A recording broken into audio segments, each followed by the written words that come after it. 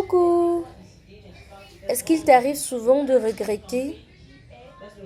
Est-ce qu'il t'arrive souvent d'avoir le chagrin au cœur à cause du mal que tu as fait à autrui? Est-ce qu'il t'arrive souvent de dire,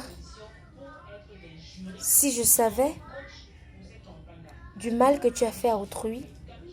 Est-ce qu'il t'arrive souvent de dire dans ton plus fort intérieur, dans ton moi intérieur,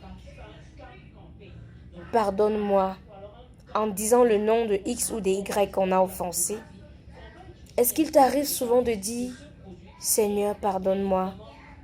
Est-ce qu'il t'arrive souvent de poser la question à ta conscience, qu'est-ce que j'ai fait comme ça, mon Dieu, pardonne-moi? Est-ce qu'il t'arrive souvent de remettre en question toutes les actions négatives que tu as faites?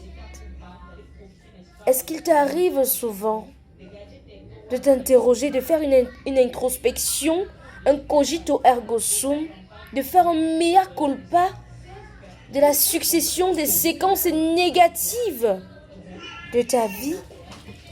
Est-ce qu'il t'arrive souvent de te poser la question, mon Dieu, comment faire pour réparer le tort que j'ai causé à X ou à Y? Est-ce qu'il t'arrive souvent? Est-ce qu'il t'arrive souvent de demander à toi-même, comment est-ce que je ferais pour pouvoir rectifier le tir?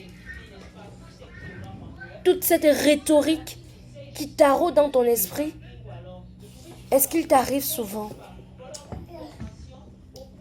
Je pense que si en tant qu'être humain, il nous arrivait souvent d'avoir ce mea culpa personnel, j'ose croire qu'on vivra dans un monde plus amélioré, plus convivial, plus harmonieux.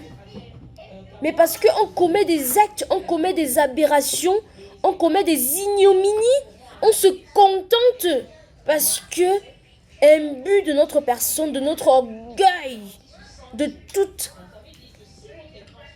cette vanité qui nous remplit le cœur, on se tague la poitrine, on dit fiche le camp. Fiche le camp. J'ai peur pour votre âme. J'ai peur pour votre esprit. Parce que tant que l'humilité ne vous habite pas, tant que l'amour du Christ ne vous habite pas, vous serez des hommes et des femmes perdus.